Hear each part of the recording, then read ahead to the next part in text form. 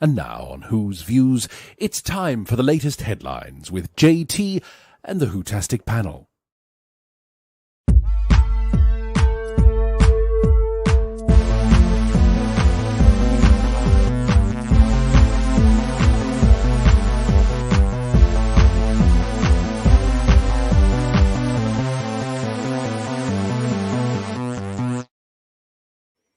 Hello and welcome back to Who's Views, and yes, it's more headlines.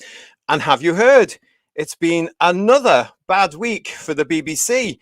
But then, when is it never? To talk about our headlines this evening, I have got Paul and we've got third Doctor Ian. Good evening. Good evening. Hello. Hello, Ian. Lovely to see you. Welcome back. Thank you. Thank you. Much better. Thank All you. fighting fit now. Oh, yes.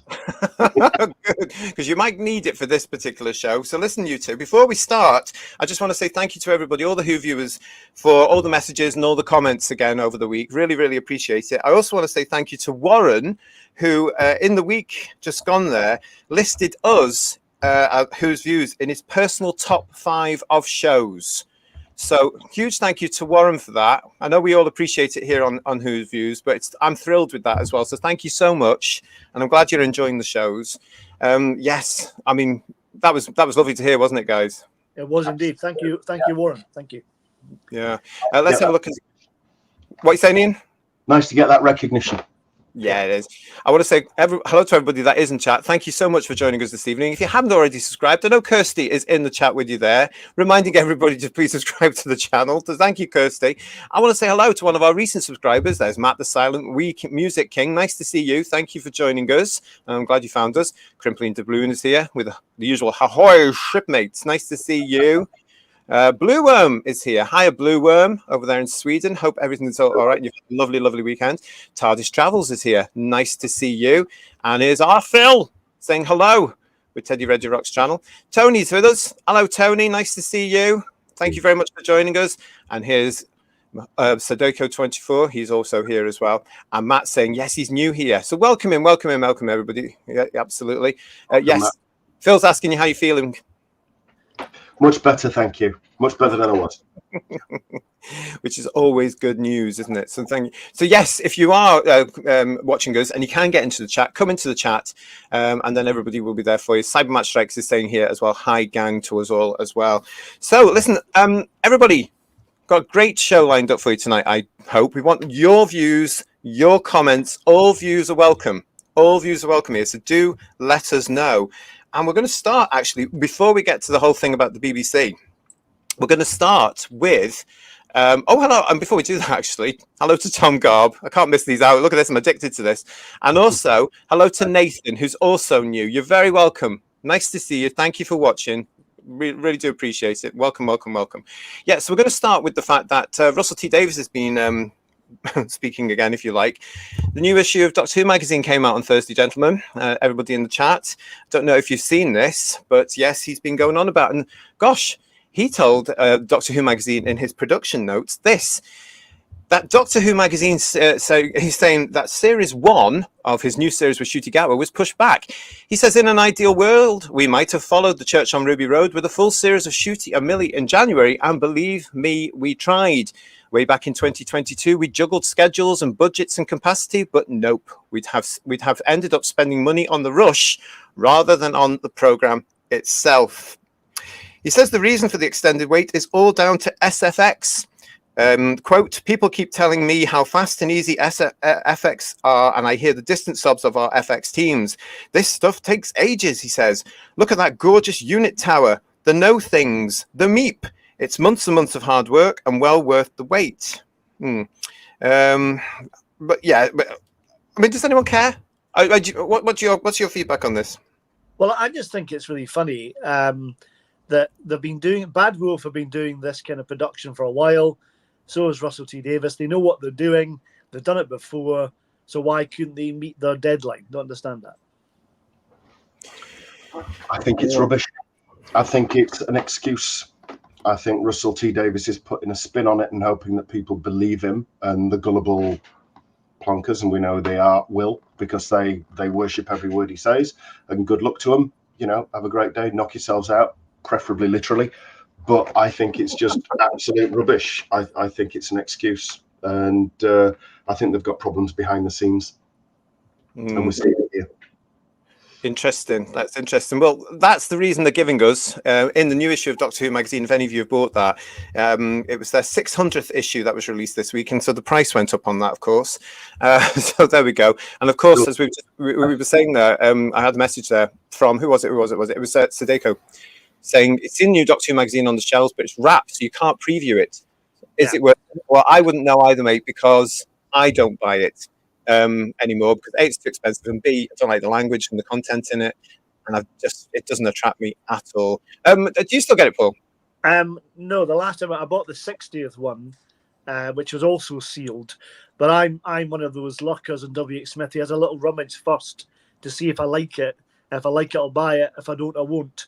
And I think I think a lot of people do that, so they're shooting themselves in the foot, really, that we can't browse before we buy. But that's their problem. Yeah, they always use the fact that they've got free gifts in it these days, don't they? That to do that. Crimpoline is saying here, save time and money. Don't have the silly unit tower. Yeah, quite. Yeah, interesting. Yeah. And Raymond is asking, could it possibly be due to reshoots as a possible alternative? I think we're all thinking that, aren't we? Yeah, I think there could be interference from that pesky mouse again. Raymond, you may be thinking that, but we couldn't possibly comment. It doesn't matter what we were saying before the show. Oh, no, not at all. Yeah, we've got that. And Cybermatch Strikes is saying here, they had this in the can 2 years ago. I think some last-minute editing happened after the specials aired. No. Oh, Garbage is here. Garbage, of course, thank you so much. He's also joining Kirsty in the chat with all the moderation that's going on there. And his dad bought it. Really? Oh. Okay. Did he get it for the free little cutouts? Did he buy it for himself or did he buy it for Garbage? I don't know. I don't like it. And Peter's with us saying he's still not got Doctor Who magazine 600 yet. I'm actually amazed that they got to 600 after the few years that the show's been in. Hiya, Jack. There's no free gift that would get me to buy that magazine again. Yeah. And Crimpoline is also saying he's got the latest Doctor Who magazine. There are 2 articles interested in reading, no more than that. That's the problem, isn't it? Yeah. It really is. Timescales is saying we need to talk about Davros Gate more. Tomorrow I will interview one of America's top disability rights public speakers, a Broadway music composer. Right, thank you. We are going to be talking about Davros Gate, though, because we've got our We Love Davros shows coming up this month. So have a look at that. And if you haven't already liked and subscribed, please do. Brilliant. Yeah, so that's all coming up. That is coming up for you here on Who's Views as well. All right, then. So that's a little bit from Doctor Who magazine there about season 1 forcibly being delayed. That's fine. But now we're going on to one of the big stories this week. And as I mentioned at the top of the show, it has been another bad week for the BBC.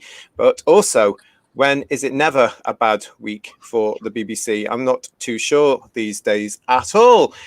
And what we're looking at here is apparently the BBC, everybody, this week, according to an article in The Telegraph, will only hire woke staff. Now, I have to say to you guys, I'm thinking in this example, woke is the wrong word to use, because it's very nondescript when it comes to these next subjects we're going to be talking about. I think when you'll see the examples, Who's what we're going to be talking about here, bearing in mind that I don't think woke fits what we're talking about. I think obsessed, biased, extremism are possibly more akin to what we're going to be talking about. But let's get on to this particular story now. This is it here. From The Telegraph this week, BBC employee called Jewish people Nazis and white parasites. Post made on Facebook described the UK as bigoted and following the filing of official complaints about anti-Semitism at the broadcaster. Now, this particular example has come from Dawn Quaver, who works for BBC Radio 3. She's a senior scheduler on the channel. This was just shocking, actually, for somebody that was working for what is allegedly an impartial organisation. A senior BBC employee branded Jewish people Nazis and white people parasites in a string of social media posts The BBC has been informed of statements made online by Dawn Creever, who is scheduling coordinator BBC Three, according to her online profiles. Posts made on her Facebook page include calling Jewish people Nazi apartheid parasites that funded a holocaust. Her posts repeatedly attack white people, calling them a virus and mutant invader species. Miss Creever, whose location is listed as London on her LinkedIn profile, also brands the UK bigoted and genocidal and claims white Europeans are melanin recessive parasites. What is going on at the BBC? If that was Gary Lineker, he'd be out the door. I don't know. He seems to be a bit protected as well, doesn't he? And he did say that he was part African at one point, didn't he? Yeah, he did. Yeah, but I think if you look at those statements that retarded bint has clearly said, then, and she's apparently been doubling down on them as well, saying, "Come at me, go on. Yes. I'm not going to take anything down." If you as an individual person, as a private individual, if you posted on X any one of those comments, you would have the police calling at your door. And people have had the police calling at the door about what they've written. And yet she's at the BBC, she's writing all of that, and there's nothing. And there is something, it's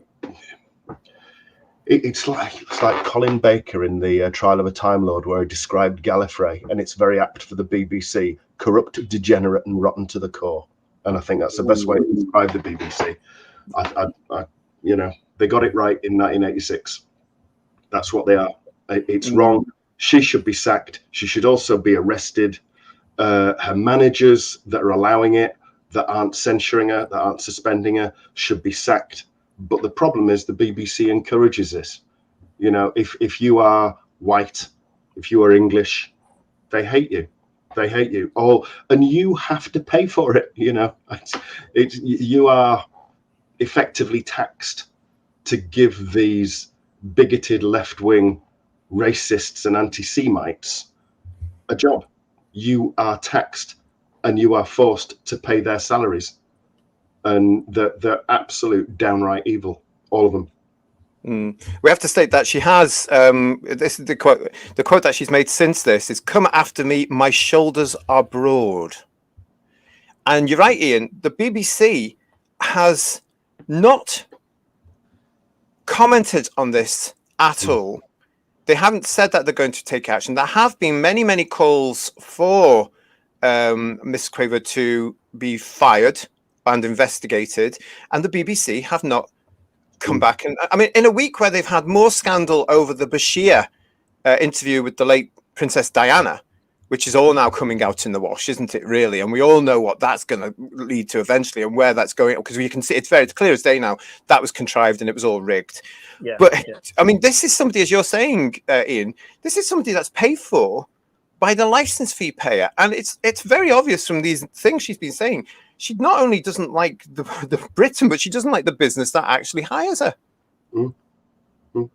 I will take your money. I will take your money. I will allow you to pay me. I will live off you, but I will call you the parasite. And I think that word is probably more akin to the BBC. They are parasites. They live off us because, you know, we don't have a choice. Well, we do have a choice. You cannot do your license, obviously, but they do live off the British public, and they sponge off it, basically. And they then slag us off in such a way. I noticed I saw this originally on Twitter from the broadcaster Andrew Neil. Yeah. And he also said, if you don't mind me just looking down here, he said, since he tweeted earlier on Saturday. Oh, yeah, perfect. Same one. There's no way planned it, isn't it, Ian? You know, grim and frightening to be Jewish at the BBC at the moment. Grim. I mean, good God. This is what Nazi Germany was in the 1930s. And now the very victims and the ones who fought it are being called that very same name. the fact that they haven't done anything is the worst thing. If you were a white person at the BBC, and let's face it, you'd be a dying breed, but if you were a white person at the BBC and you'd slagged off somebody like that, if you said black people were parasites, if you said asylum seekers were parasites, you'd be out of a job by the end of that day. You'd be marched off the premises. And they would make a huge fanfare about having done it because they would want the street cred with all the lefties. It does seem to be like that. There does seem to be double standards at play here in the British Broadcasting Corporation. I just want to read that out, if I may, actually, that tweet that you actually, of course, did send me earlier on. This is from Andrew Neil. For anybody who doesn't know, Andrew Neil is a broadcaster and journalist of long standing. He's been around for quite some time. He has done his time working for the BBC as well. And he did tweet, since I tweeted this earlier Saturday afternoon, former BBC colleagues have contacted me to say it's grim and frightening to be Jewish at the BBC at the moment. Grim and frightening. At our national broadcaster in 2024, I can't think of anything more shameful or depressing. Where's the Director General and his army of BBC executives paid large salaries to get a grip on matters like this? Why is Dawn Quaver not suspended pending a speedy injury, which must surely lead to her sacking? Prejudging. I've screen grabs of her Facebook page. She refers to Britain as the genocidal UK KKK and Israeli Jews as Nazi apartheid parasites who have no right to any of their country. She comes across as deranged and probably needing help, but that should come after she's fired. These people are working in the BBC, our national broadcaster. This is shocking. I think anyone who calls the Holocaust a hoax needs locked up. I'm sorry. No, absolutely right. It's obscene. You know, the BBC used to be called a jewel in the crown, wasn't it? It was a jewel in the crown of Britain. It's a turd in the toilet. Let's be honest. That's what the BBC is these days. It's nothing to be proud of anymore. It's an embarrassment. It's shameful. I just couldn't. When this story was breaking, I couldn't believe this at all. I just thought, what are they doing? And it is a big story because, as I say, we've come out of this now, and the BBC have not acknowledged this at all. People watching the show, they have not acknowledged this. They have not told us what they're going to be. But as Ian points out, I have to say I am in agreement.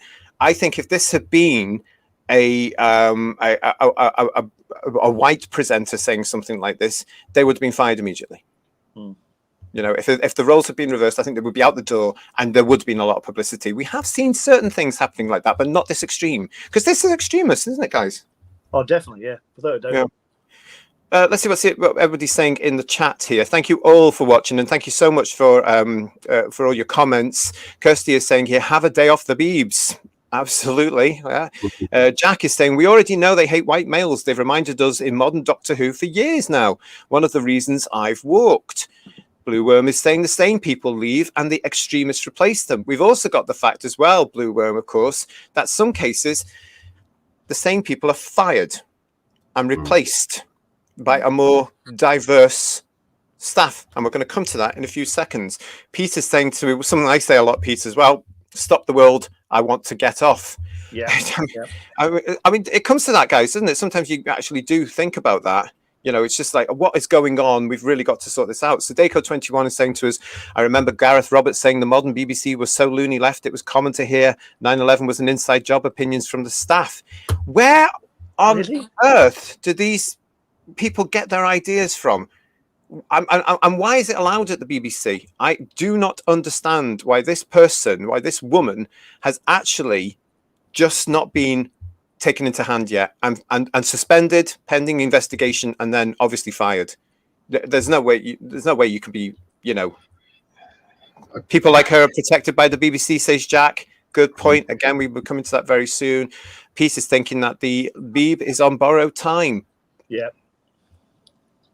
I think the government, any government, whether this one sticks around or the next one, whatever flavour, I think the government makes a huge mistake if it underestimates the outrage of the British people on this and quite a few issues that are going on at the minute. Oh, lovely. And, you know, things like with the acid attack, somebody that was a failed asylum seeker twice, and then after a sexual assault gets allowed. Where the hell does that happen anywhere else? And all that, if they But on the BBC, if they think that it's still okay for the BBC to carry on with the model that it's on, then they are making a huge mistake at their peril. I think the BBC needs to be, we need to be cut loose from a license fee, and I think the BBC needs to be thrown open to market forces, and it will live or die based on the message it gives. And I think it'll die, and it won't be too soon, I think.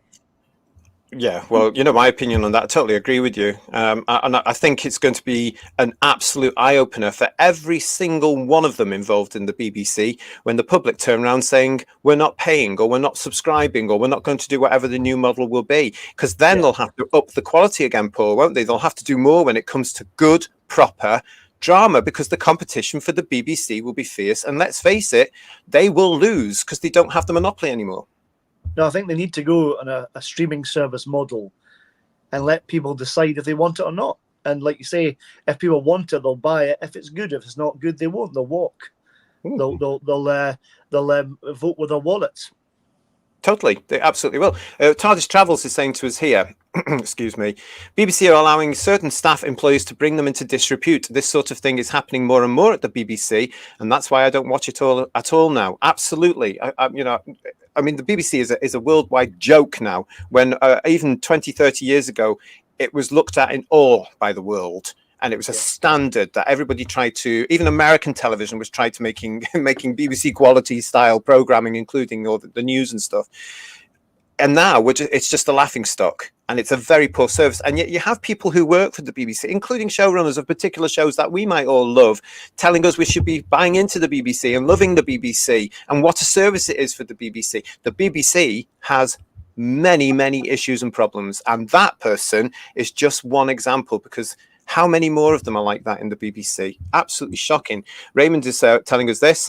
The very rich and the very stupid have one thing in common. They don't alter their views to fit the facts. They alter the facts to fit their views. From Chris Butcher. Of course, we all know one as well. It's just incredible, isn't it? Blue Worm is also telling us now the BBC inclusion policy also now includes the mentally ill. We've said this before on this show. I think, we have talked about this, and I think we agreed that the fact that we do celebrate an awful lot of mental ill health in not just in the United Kingdom, but in the world now, under diversity and inclusion. I don't know. It's shocking, isn't it? Garbage is saying the BBC used to produce amazing stuff. Yeah. And Nathan, hello, Nathan. This is the beginning of the end of the BBC. Yeah. Seriously. And I think mental illness is probably now a prerequisite for an application at the BBC. Well, let's have a look at that then, shall we? Because on top of that story, and on top of the stories surrounding what I'm calling the Bashir scandal. Now, if you don't know what that's about, go and have a look at it. But back in the 90s, the late Princess Diana, it now looks like, was tricked into a history-altering piece of television with Martin Bashir on the BBC. It's all coming out now. And when you read about it and you listen to it, part of me particularly thinks, what if she hadn't done that? Yeah. Because that started a chain of events. That's all I'm saying there. But it did. And it was down to that. That started it. In my eyes, allegedly, my opinion, that's what started everything going that way for that poor woman. But we've got all that. But on top of that, I can tell you something, guys. Not one of us will get to work for the BBC ever again, or at all. And it's all because we won't fit the quota. It's come out this week as well, in case you haven't seen it, Who viewers, that the BBC staff procedure for recruitment has part of this, which says not to hire people who are dismissive of diversity and inclusion policies. Now, this is what people who recruit in the BBC, this is their guidelines. And this has come out again through the Telegraph and Talk TV here in the UK. What they were talking about this week was, and here we go, applicants should be asked to explain what diversity and inclusion means to you, and should you be successful, what opportunities do you see for you to promote and celebrate and encourage diversity and inclusion in your role? It also says here, don't hire candidates who are sorry, I can't read my license there, who are against or dismissive of diversity or inclusion or surrounding topics. So this would explain partly why certain people like Miss Creever are getting into the organisation shortly. Yeah, they're setting a very low bar. They're appealing to a certain type and making it very clear that that is the only type they want. Well, it has gone out with a lot of people coming up out saying they're only going to get woke staff now. That's who they're trying to get. They're trying to get the woke staff. That's why I'm saying actually the woke word is not the word for this, because it ties in what we were just saying there. They're obviously taking people who are playing the diversity and inclusion card, but in the case of some people, like we're just talking about there with Miss Craver, are misusing that, and this can also lead to discrimination, can't it, really, when you come to hiring? Well, it's interesting. Timescales mentioned about disability rights and stuff like that earlier in the chat. Yeah. And I think it's interesting, if you were to speak to someone who has a disability or someone who's black, I'm sure they wouldn't like the idea of having the services judged on the way they look or the way they are rather than their talent. And that's the way it should be. Should be cast in a job or employed in a job if you're right for the job. If you're disabled, that's a separate thing, or if you're black, it's a separate thing, or white, it's a separate thing. Surely it should be whether you're right for the job in any case, in any situation. I'm shocked by this news, though. I'm going to be honest, guys, but I think it explains an awful lot. And I'm going to be honest here. I'm absolutely sick and tired of hearing the words diversity and inclusion because I think it's being misused. I'm absolutely sick and tired. You know, back in the 90s, in the turn of the century, we were hiring people that were suitable for the roles. The best performers in the interviews were taken on. But over the last 10 years, especially with what I've been doing in the various roles I've been doing, I have seen certain lack of ability in people. And it's starting to come to me now that perhaps they got the job not on experience, not on ability, but just because of a tick box exercise. What do you think of that? Well, that's what I've said. That's what I'm saying. Yeah. I think it's really important for someone to be employed for a job if they can do the job. You wouldn't get a doctor, someone to be a doctor if they can't do the job as a doctor, and they've only been given the job as a doctor because they tick a box. That seems crazy, doesn't it?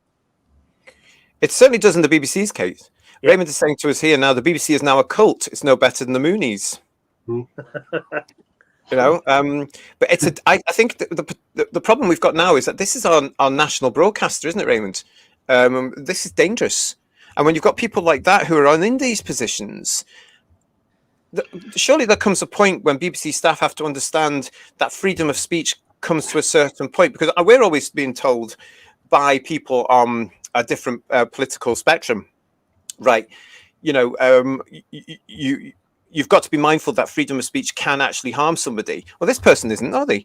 A lot of these BBC people aren't, because they think that because they're flying the diversity inclusion flags, because there's millions of them now, you don't know which one you're going to get on a given day, they're protected somehow. I think there's the fact that she said these things, and they are the words of a racist. They are the words of an extremist. They're the words of an anti-Semite. And they're the words of somebody on the very, very, very extreme hard left.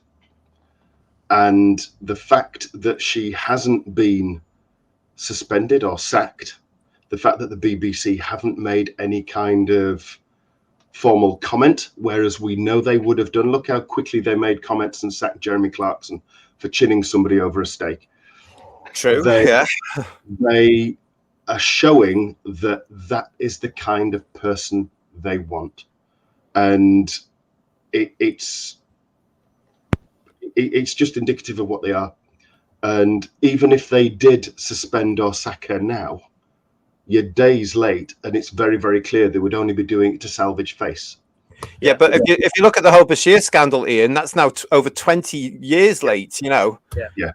I mean, it's coming out. The way I'm looking at the BBC now is that they're not to be trusted, and they're very busy. I mean, that whole Bashir scandal as well, brushed under the carpet. how many people, successive generations, knew about that? There were whispers going on in the 90s because nobody was getting that scoop, and he did. He did. Who came from nowhere. He did. He got. I mean, we all know about this now. This woman as well.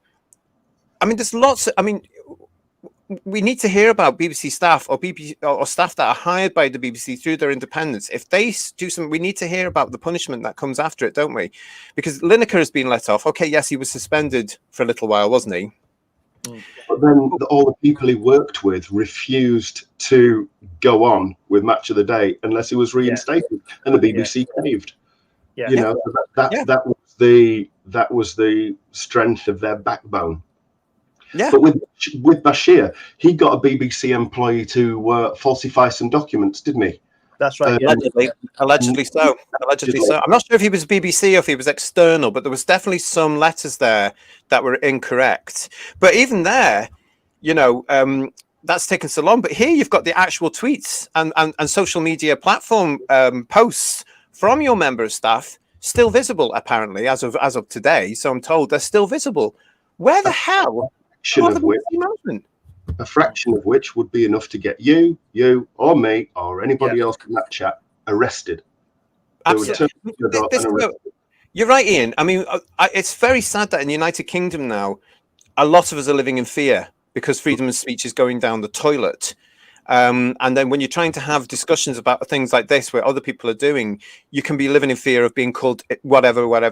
We have heard of, as you say, various police forces knocking on people's doors saying, you've said this, and they all happen to be white. Let's face it, you know, and yet some of it, what they're saying 5 years ago would have just been common sense or brushed off. But here you've got an actual person from the BBC, employed by the BBC.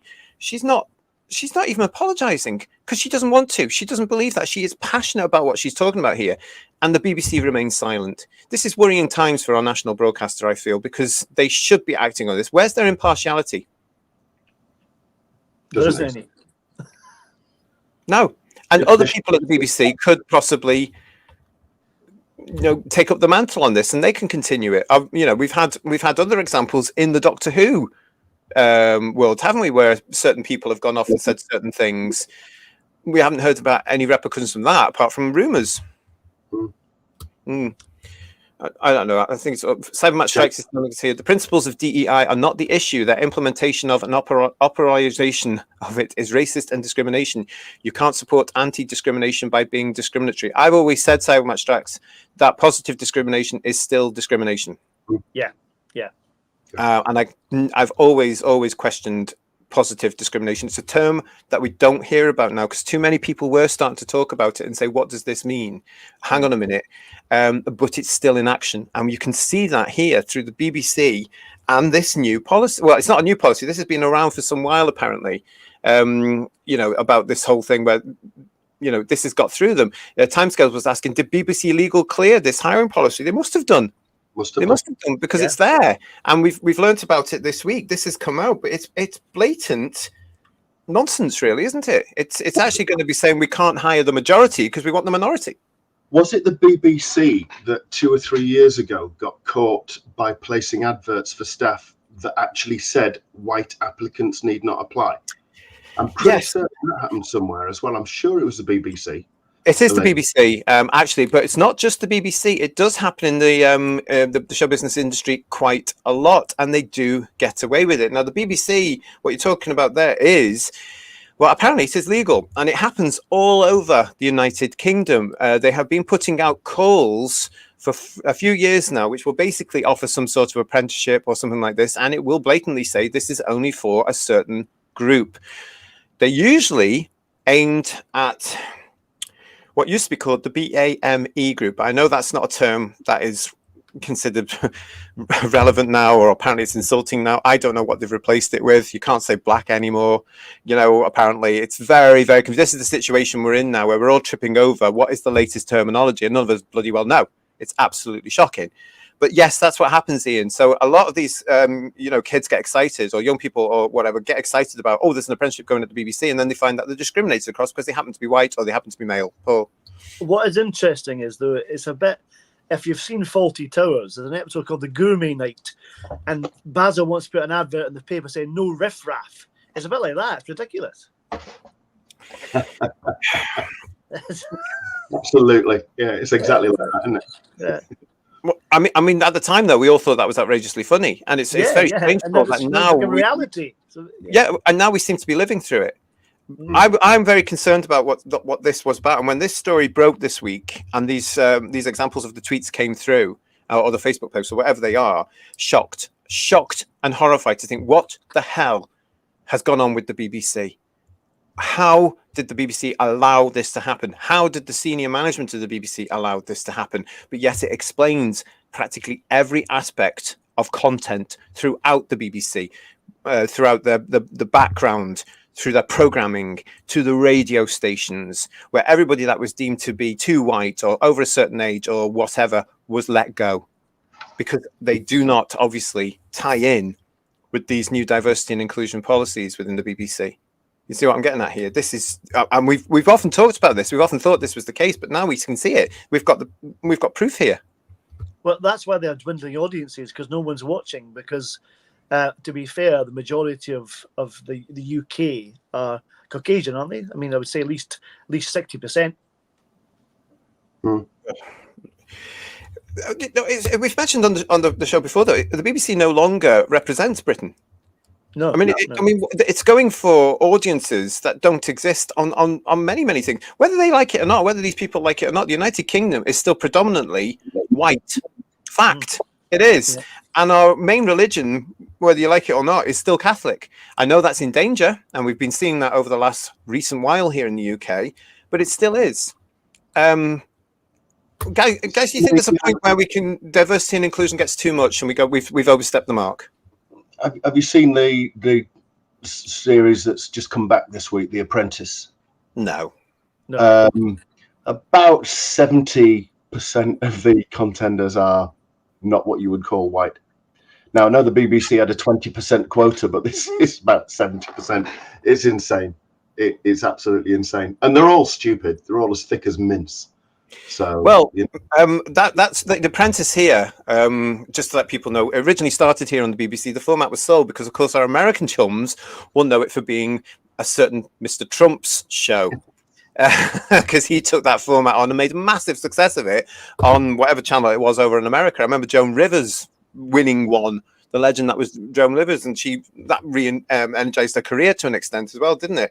But it is that sort of thing. But Mr. Sugar, Lord Sugar himself, came out earlier this week, saying he was, and I'm paraphrasing here because I don't have the actual quote, but it turns out that he was appalled with the quality of the candidates being presented to him on this particular series, saying they were all thick as shit.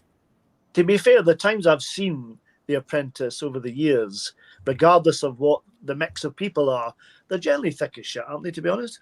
Well, he seemed to think so this time, and I just thought, what, have you only just noticed? You only just know that I hate all those shows, can't stand them. Yeah. I'm going off on a tangent now, everyone, so do forgive me. I was once at an interview years ago, and I went to the interview, and there were two younger people than myself conducting this interview, and one of them, he obviously thought he was in The Apprentice, and he was Lord Sugar, and he must have been about 10. And I said to him, I'm sorry, but you're wasting my time. This is the most bullshit format of interview ever. You left me waiting outside for 30 minutes, and now you're talking to me as though there's a camera in front of you. I said, no, I'm not going to work for you, and I'm not coming to work for your business. You've wasted my time. And I walked out because he was just absolutely ridiculous. I thought, why would you want to do that? Honestly, the tone, the position, the movement, I thought, this is dangerous. And now I'm we're seeing disappointed JT didn't say you were fired before you left. Well, I've never seen it. You know me, I don't watch all this reality crap because it's lazy television. So I didn't know that at the time because I was more absolutely sort of sick at the fact I spent ages preparing for this and he didn't want to know about it. I understand, yeah. But you've got, I mean, I'm stunned about the BBC and the people that are in the BBC and what is going on. Now, the BBC, of course, have had many issues over the last, 15, 20 years, and it's continuing. Guys, why do you think the BBC are not getting on top of this? And why do you think they're not actually bothering to get it sorted and just do the bloody job of providing entertainment? Well, I mean, where is all this coming from? And we've talked to this many times before, that the UK is behind the curve in terms of catching up with things. So if this is coming from America, or I mean, none of this is coming from the government, is it? They're not having guidelines sent to them by the government, are they? No. So, The government have been aren't doing that at all, because the government, of course, are so busy trying to do other stuff, allegedly. But when they're asked to do guidelines, they won't. And I think it's possibly because each successive government is always very wary of telling a business what to do. But the BBC is different. The BBC is public funded, and the government are involved with the BBC. So why are they allowing certain charities to come through? Why are they allowing unconditional bias to be trained into people? I mean, because those things are a nightmare. If anybody is a hint, if any of you ever get asked to go into unconditional bias, refuse, because it's absolute nonsense. They put the nonsense in your head. It's like programming. You are guilty, even though we're 100 years after whatever they're claiming has happened. It's just absolute nonsense. It's also it might be unconditional bias to them, but it's subconscious to me because they are planting it into you. But I think there needs to be more. And as you were saying before, Ian, if the BBC is now told the license fee is going, you've got 5 years to get ready, that's going to be a culture shock for them, isn't it? I think they need it. I think they absolutely need it. But I think, personally, I think that the BBC, to sort of like look at the question that you mentioned, JT, why they're not getting on top of it, is because actually this is actually really what they are. So it's not something that they want to get on top of, because it's actually the message they want to give. This is the BBC now. This is what they are. We're peeling back the layers and we're seeing their evil, twisted, black beating heart, and that's what they are. And give them 3 or 5 years to get ready. 3 years? Why 5? That's too generous.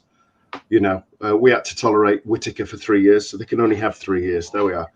I think it would, because I think they would give them a fair. I would dread to think they'd give them 10, but I think when this decision is finally made by government, 5 years is the period for charter renewal, isn't it? Is that every 5 years?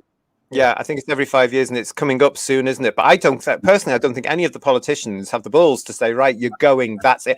I would vote for me. I'd sort them out and say, right, we've had enough, get yourself sorted. You are now a business and you have to entertain the masses. That would scare the life out of them, because with over so many people cancelling the license fees, you'd want to see it before you bought it, wouldn't you? Want to see the quality. And even when you've got now Doctor Who being ruined, one of its alleged flagship shows, that's not enough to sell it to me to be able to say, oh yeah, I'll subscribe to that, or whatever way they go forward now on the BBC. Well, I know you can cancel your license fee anytime you like, but in terms of the Netflix or Disney Plus kind of model, you can cancel anytime you want per month and go back to it. So you can pick and choose what you want to see, which would be interesting how that would affect BBC production, because if people are leaving in droves, then they won't come back if it's not any good. It's interesting that you mentioned production there, Paul, isn't it? Because we know BBC Studios are now responsible for an awful lot of BBC output. They do Doctor Who now, as we know. They do Strictly. They do a lot of other stuff here now, because it's not the BBC anymore that necessarily makes the content. Even Blue Peter now is out to tender. The longest running children's television show in the world is out to tender. So it becomes a BBC Studio, and then whomever partnership. I mean, goodness me, this is the way television is made now. But I personally don't support it anymore, really, because the shows that the BBC used to do in-house were so superb and so superior to what we are getting now. Not all, obviously, we do get some cracking stuff coming along, but the feel of them and this whole thing, and yet the BBC still have, as we've discussed before, this 20% quota that everybody who actually signs a deal to do a program with the BBC has to fulfill. What are they doing? Let's have a look and see what everybody's saying in the chat as we think about that. Raymond is saying the DEI policy is just a way of discriminating against white people. Fortunately, they didn't have this in place in 2009. Otherwise, Matt Smith would never have got the role. And that's something we have to say. It's only recently. It came in around about 2014, 2015, really. And you can see it starting to creep into Capaldi's time. as we've spoken about before. Jack is saying here the BBC gave drawn a line in the sand. I'll not support anything they do from here on out. They deserve what's coming to them. I think that's where a lot of the British public is also agreeing, isn't it, really? I mean, we are seeing an awful lot of questioning coming through now. Of course, we are all labelled right-wing when we do that, especially by the staff of the BBC, but they need to be challenged, because when you've got an extremist like that talking about it, who's obviously extreme that way, I would call it common sense. I wouldn't call it any sort of wing. I'd say it was common sense, and it was the right of freedom to say, hang on a second, would you sort your staff out, please? Get in line. Yeah. Would you agree? Would you guys agree? Oh, definitely, yeah. It's outrageous. Yeah. We've got so many people in the chat this evening. I want to say thank you so much for joining us. It's racing ahead there, so that's great. I want to say hello. I know I'm going to say this is Squawk. Hello to you. Nice to see you. Could it be that the BBC think that New Who is a pile of garbage and extremely nervous that it will go down like a lead kite? I would say yes. Yeah. Yes. What do you guys think? Definitely. Yeah. If the last 4 episodes then to go by, probably yes. Because let's face it, Squawk, the reaction was probably not what they had expected. And I want to ask BBC Studios. I'd love to know, BBC Studios, do you actually know what's being put in there? I think they probably would, and they probably would agree with it, as we're now seeing, because we now know where a lot of the BBC staff sit. And if you're only going to get hired if you actually kiss the arse of the people that have already put this stuff down, it's not going to change anytime soon, is it? Yeah. Well, it's interesting though. If they've got to, regards Doctor Who, if they've got to kowtow to Disney, then Disney watch what's been produced, and the BBC watch it, and then they decide where they're going to sit with it. Then it's they're fighting a losing battle, I think, at Bad Wolf, don't you? Yeah. I think the battle for Doctor Who, personally, I think it's lost. Yeah. For the simple reason is it's alienated too many fans, and the British public don't care. And it's interesting that we've had people come in to comment. Thank you so much for all these people that are challenging us with what we say on the live show in the comments. Do appreciate it. I really do, because it's good to get the other point of view. We're not one of those people that are just going to ignore that. We'll acknowledge that. And we do have some people that are coming on to our comments after the show and leaving messages for us saying we're talking nonsense.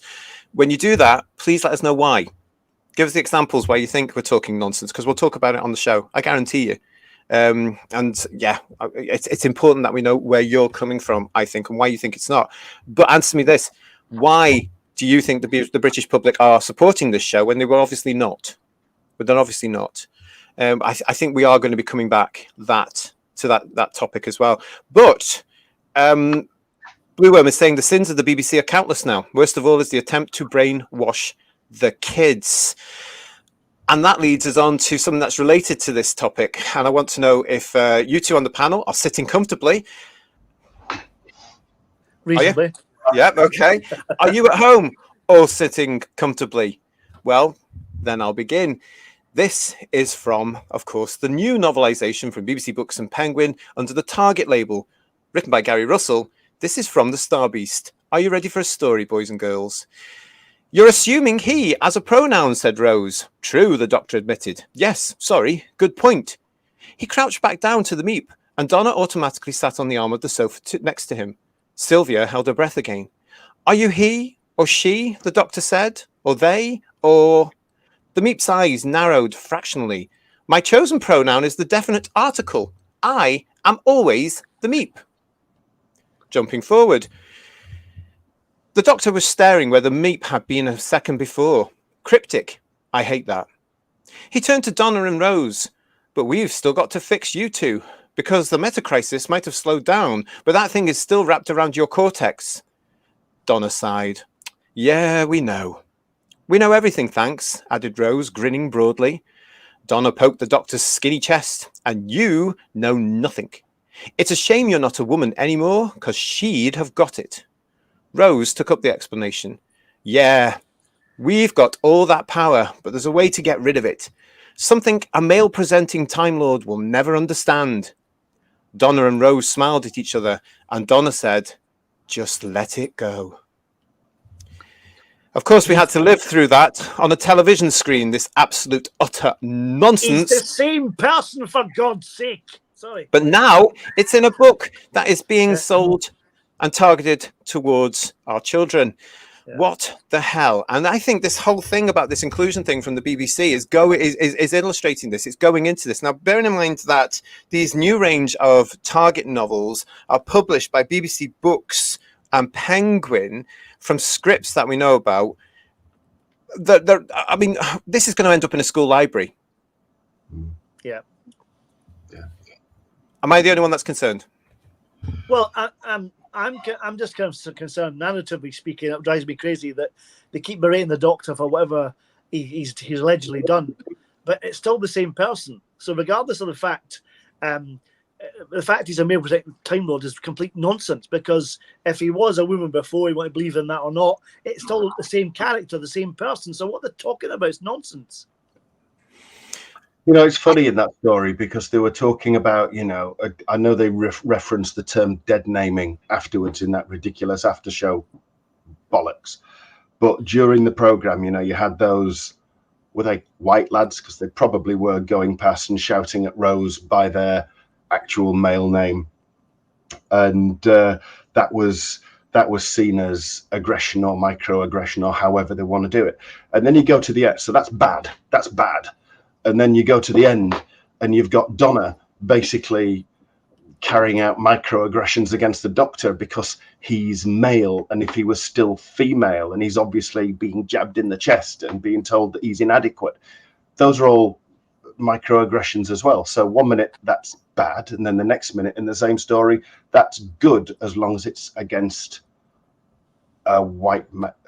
It's bullshit, isn't it? It's just manipulative on kids, and it's bullshit. And they'll, you know, we all remember, don't we, reading the Target books when we were kids? You know, I mean, I remember loving it when I found a Doctor Who book in the school library and everything. It didn't matter that I had the damn thing at home and I'd read it 57 times. That wasn't the point. The fact was there was Doctor Who in the school library and it's fantastic. And you probably read it anyway, you know, and you just devoured it, even though you'd read it previously. You just devoured it at school because you were at school reading a Doctor Who book and it was okay. And kids are going to read this, and you remember the things you read, and you can be influenced by the things you read. And this is just another step in manipulation. But then Russell T Davies was talking about that and getting to the kids, wasn't he? It's what they do. It's insidious. It is. It's part of this big. That's why I keep calling this all a cult. And to you know, as I say, going back to the fact that this week we're having examples of this through what's happening with the BBC again this week. But when you see this now, this of course is the novel of Russell's scripts. And what happens, of course, is that the novelist writers take the script and they write it down. It's very unclear as to whether or not they'd be able to edit this. But in this particular case, I don't think that would be allowed to be edited out. And certainly, I will know for a fact that the author of this particular book himself will also believe all this nonsense and will live by all this pronoun absolute nonsense. So that will be there as well, you know, because they're all part of this cult. This is coming down, though, as part of my theory that compelled speech in the United Kingdom is on the way. You will have to use these pronouns. You will be forced to, because this cult and this minority is dictating it. And by God, I think they're going to have a rude awakening when they try and enforce that on the British public, because hopefully we will uprise and we'll just say, no, you cannot do that. It's already starting in America. I saw an article online regarding a candidate for an American politician saying that they've banned various phrases in their state because you can't say things like pregnant people, which is nonsense. No, because it's pregnant women. Exactly. So they've things like that. They're stopping. So it's getting. I think it's getting there. We'll get there eventually. I hope. Well, it's because, like Ian was saying, though, they're seeing these TV shows now. Even some of the children's TV shows have got all this nonsense in it. They're rewriting history, as we know. They're presenting history on. They are recasting. We're coming to that very soon on the show as well, with the recasting process that we've heard about this week. It is bizarre, isn't it? This whole thing. It's absolutely ridiculous. But I do believe that it's part of. As you were saying, Ian, Russell T Davies came out in one of those the making of shows and said it's important that we get to the children with our message. That's brainwashing. That's brainwashing, and the parents don't know enough about it to combat it, or they're not allowed to, or they're living in fear because they don't want. If we're coming to breaking point, and we've got a lot of our politicians who are not actually standing up against this. We've got some of them coming through, but not enough. Not enough coming through. They're all bending the knee again in the policy of diversity and inclusion. This is not diversity and inclusion. Let me make this very, very clear. This is segregation. And history has proven segregation does not work. And I feel that's coming in more and more on a daily basis in the United Kingdom. I see it every day. And I myself, because I'm being told this person is this and this person is that, I see more differences in all of us now than I have in my entire life. And that frightens me, because I'm being infected by these idiots that are telling me of people's differences when I didn't notice it any before. I now see religion, I see colors, I see gender, I see sexuality more than I've ever done in my life. I used to just see a person in front of me, a human being. Now I'm going through all these things because I hear about it constantly every day. Does that make sense? Yeah. Sorry, Paul, just before you go, Crimpley is saying it'll be in a school library, but no one will take it out to read it. I hope not, quite frankly. Paul? No, I'm just agreeing with you. I'm saying you're right. It's spot on. I despair with this whole thing. I want to say hello to David's joined us. Hi, Dave. Nice to see you. Thank you for your comments. Are they going to change the target books then? Do you mean the history, Tony? Do you mean everything that's going on there? They can't take mine away. They're all sitting over there, and that's exactly where they're staying. Gary is saying to us, Terence Dix is probably spinning in his grave. I think he will be, and I think Barry Letts and Verity Lambert will be doing exactly the same thing. Thank goodness, in a sense, they're not here to see this new version. I saw something on Facebook about someone watching, was it Warriors Gate on iPlayer, and they've cut bits of that for some reason. I want to know why. I saw that today as well, and I've asked why. Why have they cut one of the lines which involves something about kings? I can't remember the exact line, but we are going to look at that. I think, guys, we need to look at that, and we need to find out what's going on. Maybe something about slavery or something in it. Maybe something. I have like that, no idea. It is ridiculous. David is also telling us, I only bought Wild Blue Yonder. Astonished to realize these Target novels are now $9.99. Absolutely, they are $9.99, and they are paperback, and that's how much a Target is now. Just absolutely. CP. Or 25 pence, yeah. Well, yeah, when they were 25 pence. It's just... My first one was Day of the Daleks, and that was 30p. But, I mean, good God. And that was a bloody good read as well, not this toilet paper. Yeah. Well, the Radio Times special was 30 pence as well. Yeah. Hello, Simon. Simon's with us. Frankly, I no longer have patience with this backlash against decades of the exact opposite sort of social attitudes. It's easy to cope with. Ignore it if you don't like it. It's anti-wolf. No, Simon, I'm going to disagree with you yet again. You cannot ignore this bullshit because it's being enforced on us. Where are you living? It's being enforced on us. We're being taken to unconscious bias training. We're being told we have to use personal pronouns. We've got a Labour Party in waiting who could possibly win the next general election, who are actually telling us they will compel speech. No, we will not ignore it because we can't. It's thrust on us on a daily basis. It's in every single television show that you can get to. This is dangerous stuff. And we have to stand up to this. I'm going to completely, with respect, disagree with you on that one. No chance will I just ignore this. I will talk about it till my last breath, or until common sense in the United Kingdom wins out again. Kirsty is saying to us here, let kids be kids. Exactly. Yeah, they're even being trans from the age of 4 now in this country. It's disgusting. Absolutely disgraceful. You know what I saw this week that made me think of things like that? It's like, yeah, they are being transitioned or put on various blockers and stuff like that, and being said that, oh, well, you know, they're old enough to decide their gender when they're like in the womb or bollocks like that. And it is bollocks, isn't it? And then you had those 2 scropes that were sentenced this week for murdering the trans girl. Absolutely terrible. Yeah, shocking. I saw somebody saying, oh, you know, 20 and 22 years. They're only 16, they're too young.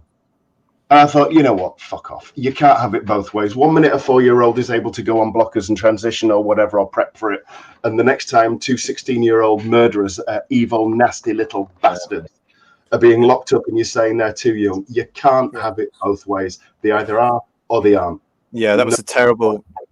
terrible case of what happened to that young person there. Absolutely awful. But this brings me, looking at the target books was there for a reason, because it brings me on to the new release from BBC Books, which actually strangely was not actually under the target range. Now, I've been told that this is simply because this version is a hardback book.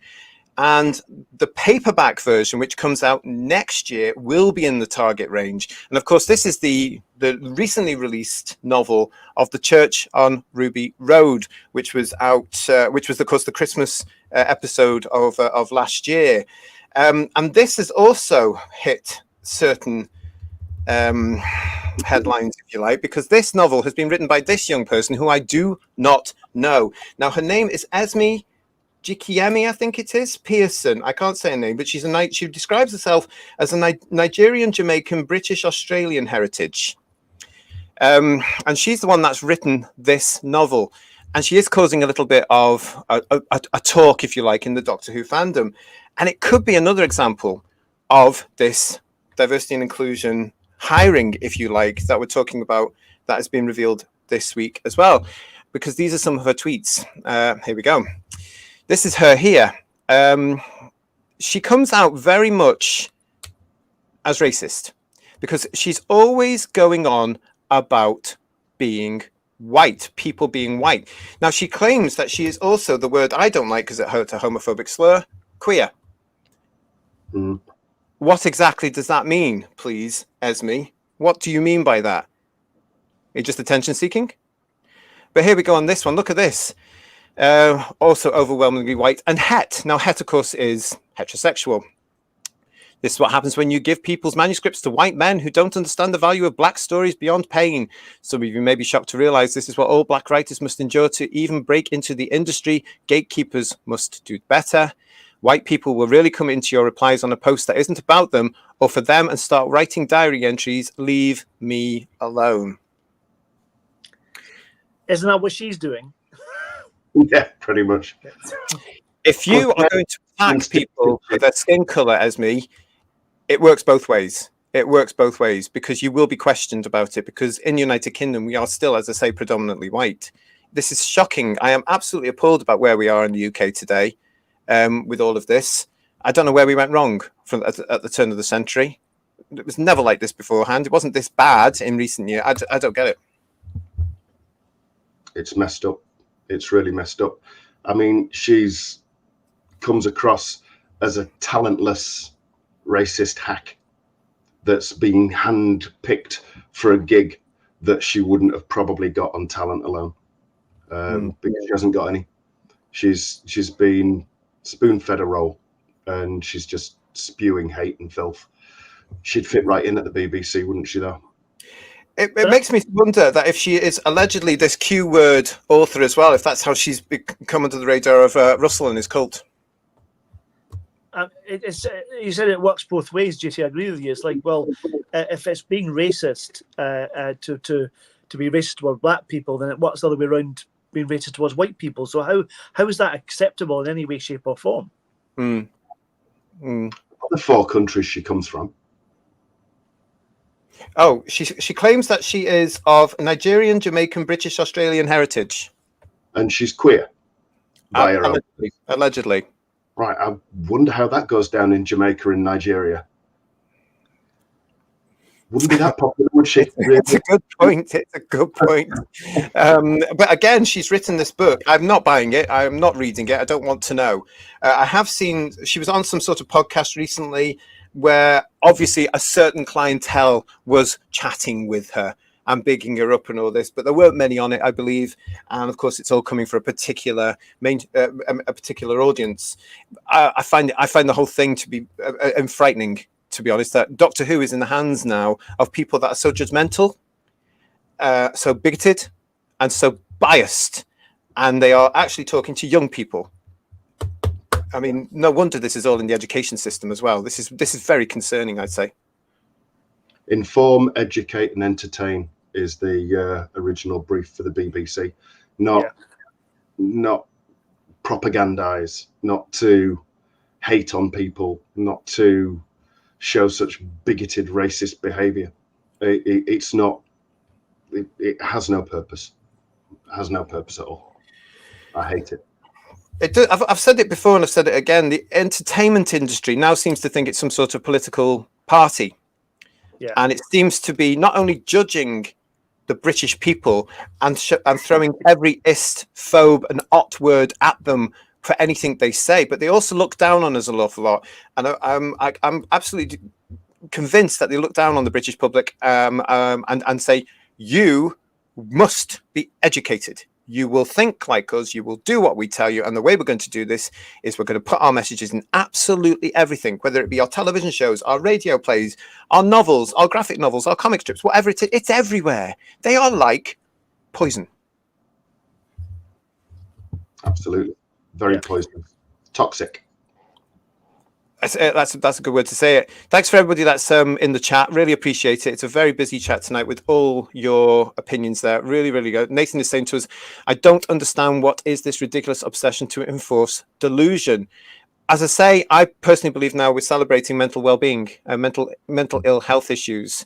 And this is what happens when you close the specialist hospital, I would imagine, because we are seeing that more and more and more. And the power of social media now as well. And the things that are coming through on this and what they may call influences, that's getting to young people as well, who are very, very confused, a lot of them. It is a very concerning time, I think, and nobody's doing anything. The adults are just not in the room. They are not in the room.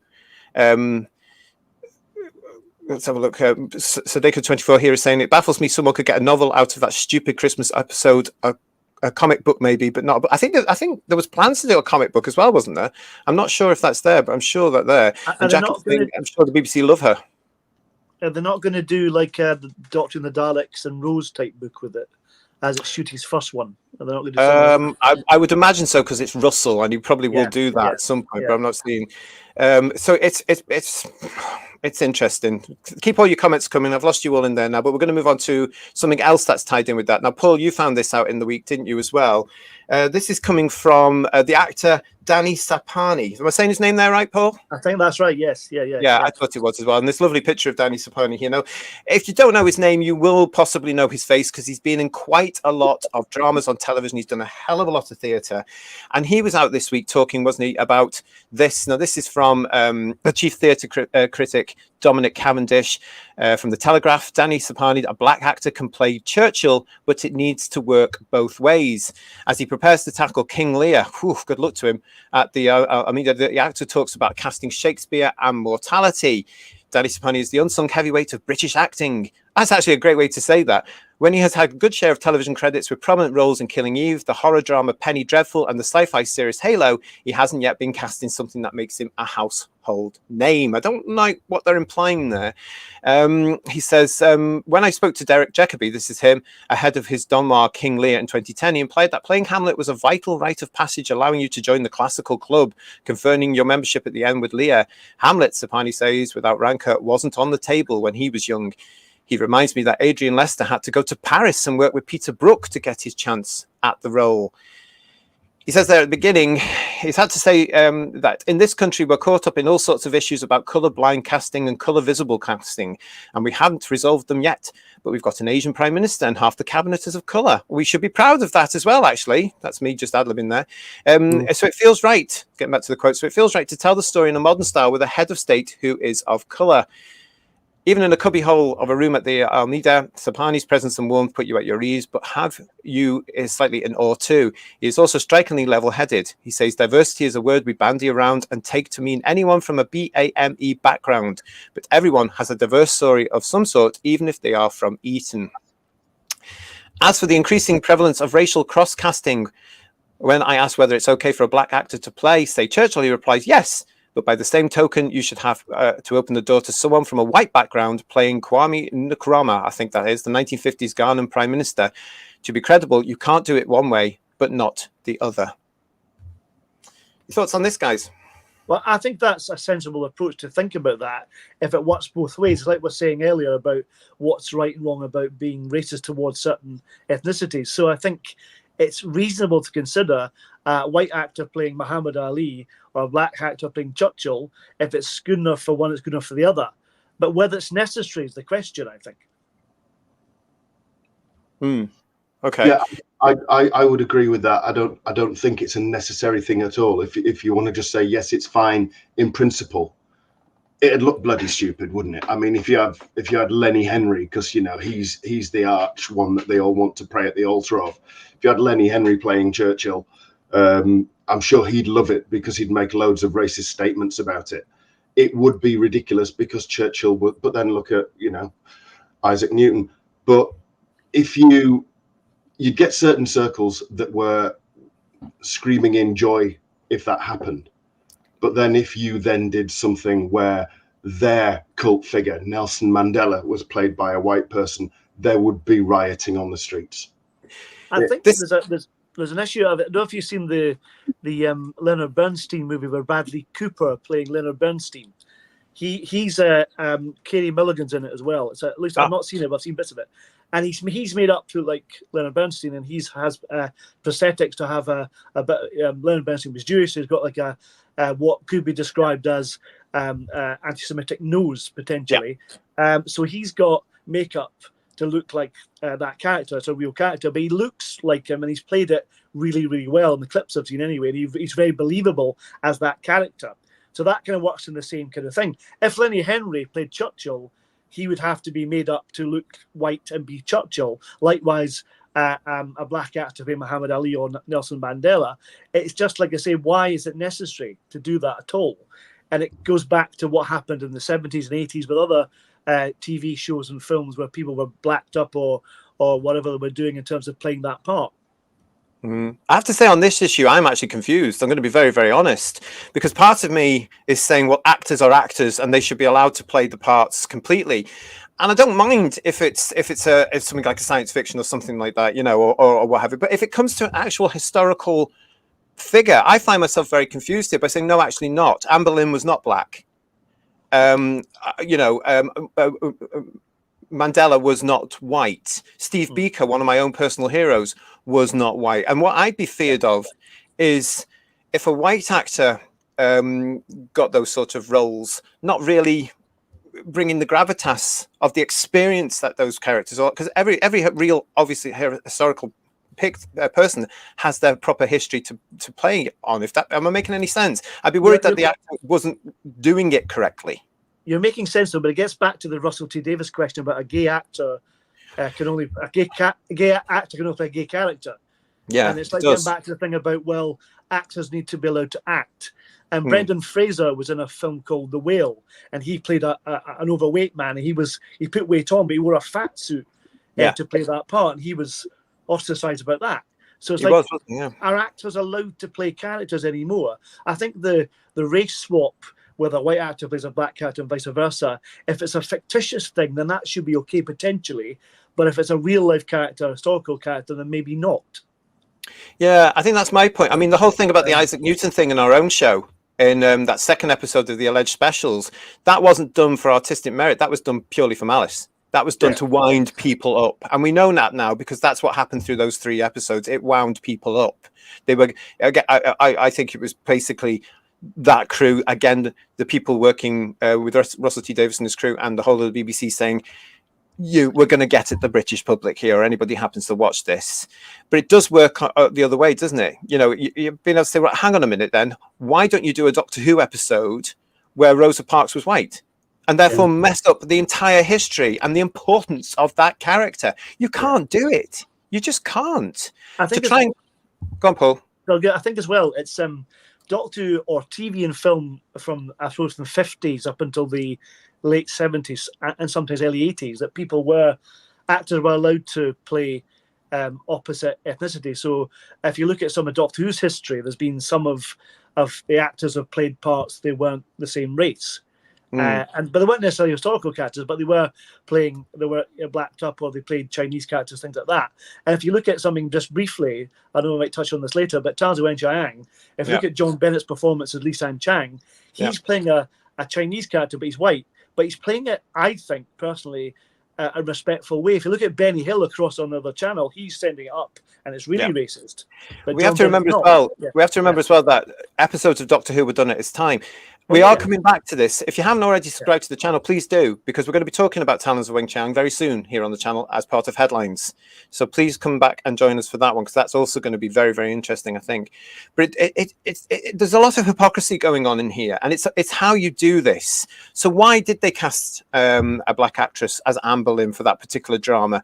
because it didn't go down very well. People didn't watch it. Did they just do it to create headlines themselves in the industry? Did they do it? Were they doing it so that the industry could turn around and say, "Oh, look at us, aren't we progressive?" Well, actually, It wasn't could be black. that, or just simply, there's no such thing as bad publicity, allegedly. So, Well, there is, though. I mean, that whole thing there has gone downhill. There is very much yeah, bad yeah. publicity. I mean, we've got this thing going on now where I think they're all trying to copy the Bridgerton show. Now, the Bridgerton show is fantasy.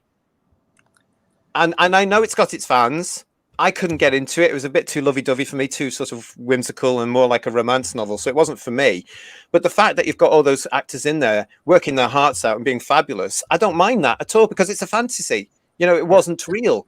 But that would not have happened in the United Kingdom on the day, back there in history. We've had examples in Doctor Who where they have altered history a little bit. You know, and we've talked about Thin Ice before from Capaldi's time, where he said, "Oh no, it was London here. It was very much like your London." It certainly wasn't. It absolutely was not. I don't remember 1970s Britain being anything like it was today. You know, that's the problem. You know, No. But there is a lot of hypocrisy around this. So it's interesting where show business is coming from. But I do find myself more or less thinking, hang on a minute, if it's an actual historical figure. I don't know. I don't know. I understand where Danny Sapani's coming from, but I mean, what if they did a black Othello? Sorry, a white Othello. That wouldn't work, would it? Yeah. Well, they have. I mean, I've seen two versions. Not a white version, but I've seen two versions of actors who are white blacking up. Like I've seen Anthony Hopkins do it, and Laurence Olivier. I'm not talking, Paul, about blacking up. I'm talking about them actually being their normal colour, playing that role. Yeah. Yeah, now, for one thing, show business would never, ever do that. They won't cast a white Mandela. They won't cast a white Steve Biko. They won't cast a white Bob Marley, whose new film's coming out now.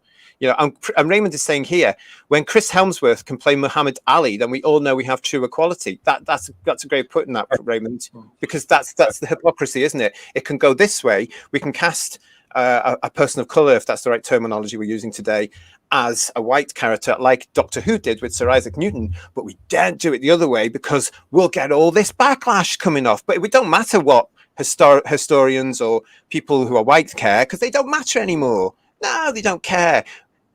There's a lot of hypocrisy here, I fear. Yeah, definitely. Yeah. And Dan should play Hamlet, definitely, I always think. Yeah.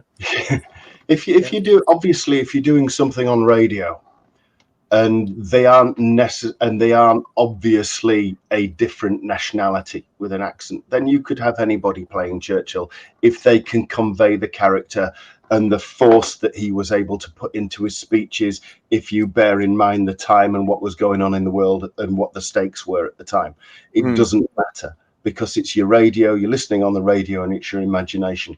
If you've got a TV or film of Churchill, and it's by somebody who is clearly not a white person, then you're just peddling a lie, and it's not actually a historical film. It's a fantasy, and it's pointless. It's also very shocking that because we're going to get branded talking about this now. We're going to be ists. Let's face this. We're cancelled. Let's face it. We're cancelled. Yeah. And we're going to be labelled right wing. I'm personally now used to being labelled right wing. 5 or 6 years ago, this would have been called common sense in Britain. This would have been common sense. But now everybody's terrified. That's what also annoys me. People are terrified to have conversations like the one we're having now. You are branded. You know, you are looked at. You are blocked by people. I noticed somebody earlier was saying, you know, about somebody we mentioned, you've got to say this, that's not true. How do I know? That person blocked me because I questioned them over the trans issue, as everybody else did, because I wasn't towing the line. I am same-sex attracted. I will not be led down the TQI cult philosophy. I don't care what they say. A lot of it's homophobic, and I know that as a gay man, so I'm not going to bend the knee to them. So you get blocked. Bang, bang, bang, bang. So how will I know what their opinions are? They won't answer any sort of email from me. So, you know, it's a case of they reap what they sow here, don't they? They're creating these molehills. I just find the whole thing when it comes to the show business industry as well, and it's not just show business, but we're dealing with that because it's in Doctor Who. I find it very frustrating that people are frightened now to have these conversations. I think that's shocking in a democratic country. But they all exist in a bubble, don't they? They exist in a bubble where, and we've said this before, they are told they are right. and they firmly believe they are right, but they are so thin-skinned and nappy-wearing bedwetters, basically. They cannot cope with debate, so they will block you because they know they cannot back up what they believe. They just believe it because they've been told it.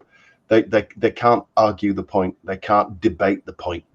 And you see it in universities where people get deplatformed because, you know, you should be challenged at university so you become a better bloody person at the end of it. But no, it's you need to go through university and you need to be told you're right at all times, and you must never be challenged.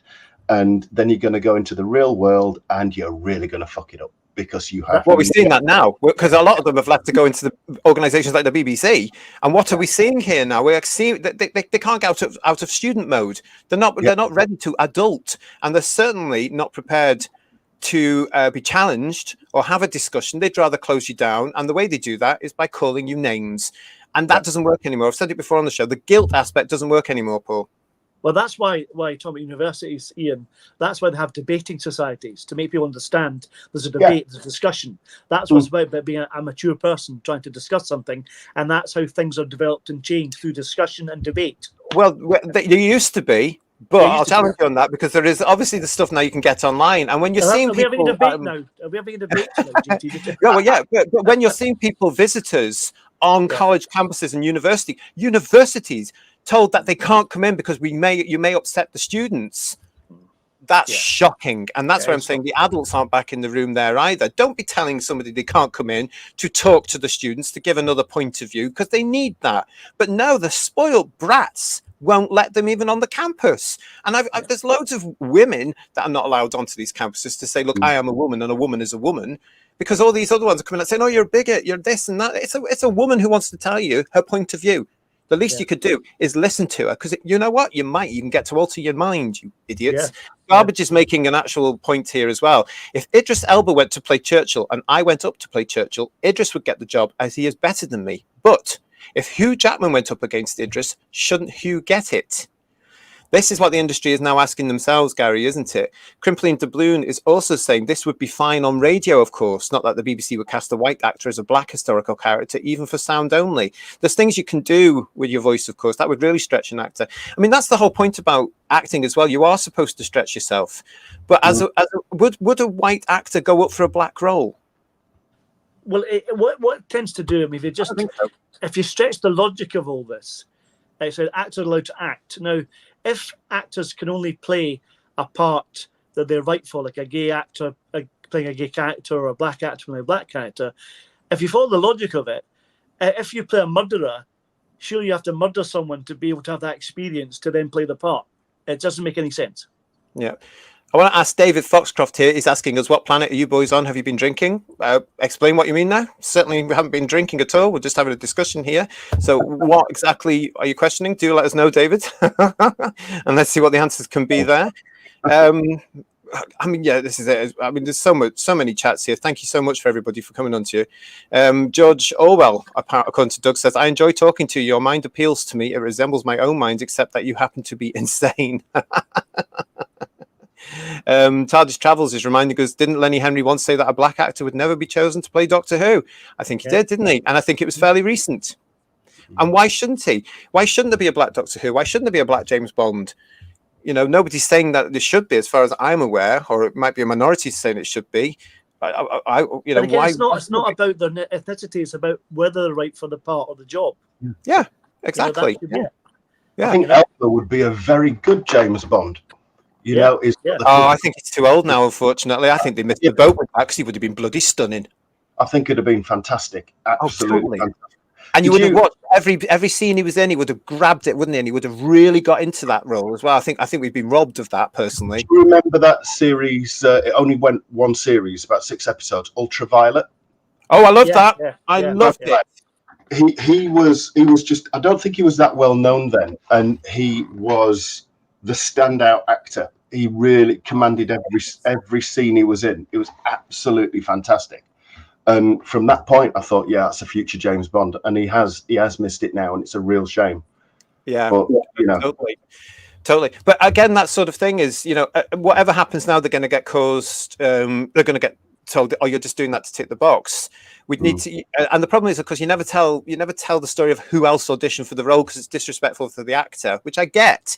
But in these days, sometimes I think you have to say this is who we looked at, and this was the best one, just to stop all that nonsense. It's totally disrespectful to your artist. But how else are you going to get around all this nonsense? But I, when it comes to people like a fictional character like the Doctor, Spider-Man, James Bond, the Saint, I don't think colour matters. It has to be the talent of the actor and how they read the script and how they perform and how they use their physical attributes and their talent. That's what happens here. The gender matters. Yes, and I don't think we're going to disagree about that. You can't just gender swap like they did with the Doctor. That was totally out of the blue there, and that was done to tick a box. You couldn't make James Bond a woman. You can have a spin-off, which I really would like to see. I would love to have a Bond spin-off with a woman in the lead, because it worked for Salt. Do you remember that one-off film, Salt, with what's her name? Oh, Angelina Jolie. She had this film. It's a spy film. It's one of my favourite films. It's cracking. And she got that done. It's called Salt, S-A-L-T. I recommend it. We're going off the tangent now, everybody. But I go and recommend it. And I thought, my God, when I remember seeing that, thinking, if this is going to be a series, I'm in for this. I love this character. I love this way he's done. Never heard of it again. What a shame. Anyway, let's have a look. Let's have a look and see what's going on.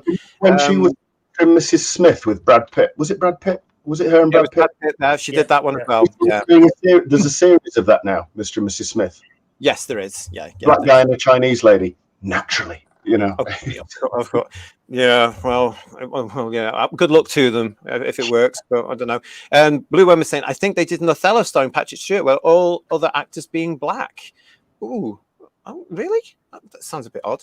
Timescales are saying to us the Daleks are in wheelchairs. That's about to blow up again. Just wait. We're all waiting for it. I've been saying for ages, Timescales. I don't think we're going to get to see the Daleks because they're problematic, aren't they? For many reasons. Stephen is here. All right, La. Rosa Parks changed history, helped by a white woman. Nothing ironic there. Okay.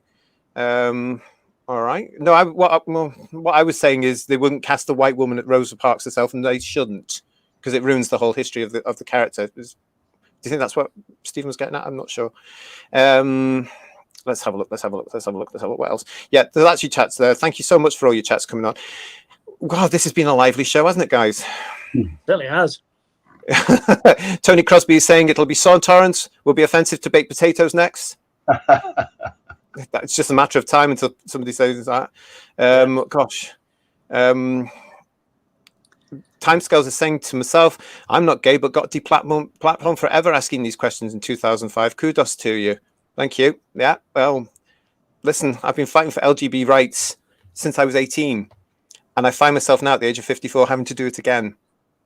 I'm appalled. I am appalled. Absolutely appalled that I have to do it again. And you're number 54, GT, are you? Oh, yeah. And I'm having to do it now with allegedly my own community to stand up for same-sex rights. It's shocking. This whole thing is as well. This is why we need to talk about all this. And we have to understand the ability to agree to disagree. But we also have to say that at some point, this is either going to take us to something very, very nasty, or people are actually, as Paul said earlier, going to wake up and regain common sense. I know. So it has been, listen, it's been a lively chat. This subject always is. I've said it many, many times before, haven't I, guys? We don't necessarily want to talk all about this. We want to actually talk about our love of Doctor Who, especially what I call proper Doctor Who, and the rest of the world seems to call classic, always proper in my book. We'd love to, but they shoehorn this in, and we've got to talk about this. And this is what Headlines is all about. Tardy Spider, hello to you. If we all agree, nothing changes. Exactly. Yep. Oh, and Doug remembers what I'm talking about. Thank you, mate. Salt was great, but the new Mr. and Mrs. Smith TV show sucks. Oh, that's a shame. Why don't they come up with anything new now? Why do they have to remake everything? Where are the new ideas with characters that actually are naturally representative? You know, where are the new ideas? They lack the talent. It's easier and more straightforward for them just to gender swap or race swap and rehash old stuff. Let's bring it back, but make him black. Make that person a female, make them pink or whatever, yellow spots. But whatever you do, by God, don't make them white. And the execs are like, yeah, let's bankroll that. It'll be great. And of course, it's shit. They're still cottoning onto that. It never, ever works. But At some point, guys, I am hoping that showbiz and the alleged entertainment industry wake up to the reality. We used to have a saying at the turn of the century, didn't we? Wake up and smell the coffee. By God, I know they drink lots of coffee, but they don't seem to be smelling it. I wonder what else they are smelling. This has been another terrible week for the BBC. Personally, I can't wait to see what's in store for them this week. And guaranteed that whenever there's a headline that drops, we're going to be here talking about it. I just want you to know as well that if you want to send anything that you think is great for the show, whether it be any stories, whether it be any tweets you see, even if it's some lovely, lovely pictures that you've designed, you can get in touch with us here at whosviews1@gmail.com. That's whosviews1@gmail.com. Thank you for watching us tonight. I am actually just going to, right at the moment, just stir the pot a little bit more, if I may, because last night on BBC television, to illustrate exactly what we're dealing with in the BBC, last night on television, now Michael McIntyre, who's allegedly a comedian, has his own TV show on Saturday nights now on the BBC again. I don't know what it's called, not interested at all, because I'm usually doing something far better. But it's being broadcast on the BBC, and last night in his show, this happened. So this is, what's his name? The singer from the Kaiser Chiefs. Has it not come up? There we go. All right. Ricky somebody. Yes, Ricky someone. Oh, it's not coming up. Is he on The Voice as well, isn't he, or was? Yeah. I don't know why my graphic's not coming up, but he was on The Voice as well.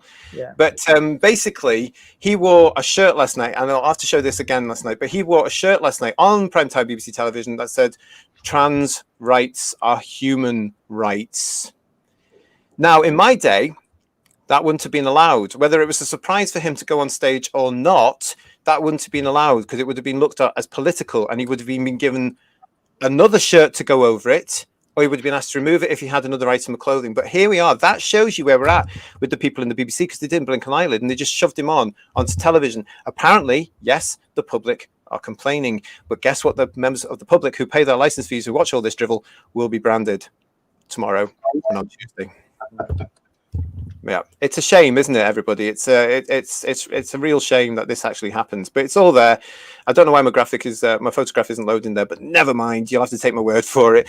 Okay, so Paul, Third Doctor Ian, lively show. Thank you so much for your company. Thank you. Yeah, great fun. Hope you've enjoyed that. Don't forget, thank you to everybody in the chat. We've had a huge audience tonight. Thank you so much for joining us. All views are welcome here on Whose Views. Sorry I lost you all in the chat, but you were all too quick for me, as ever. Absolutely brilliant. I want to say thank you for everybody that has actually contributed into the show tonight. Really, really appreciate it. Thank you very, very much. Until we see you next time on Headlines, have a great rest of the evening if you're in the UK. Have a great day if you are abroad. And we will see you again very shortly. From Third Doctor Ian, from Paul and myself, see you again soon. Good night. Don't forget to subscribe. Bye-bye. Bye-bye.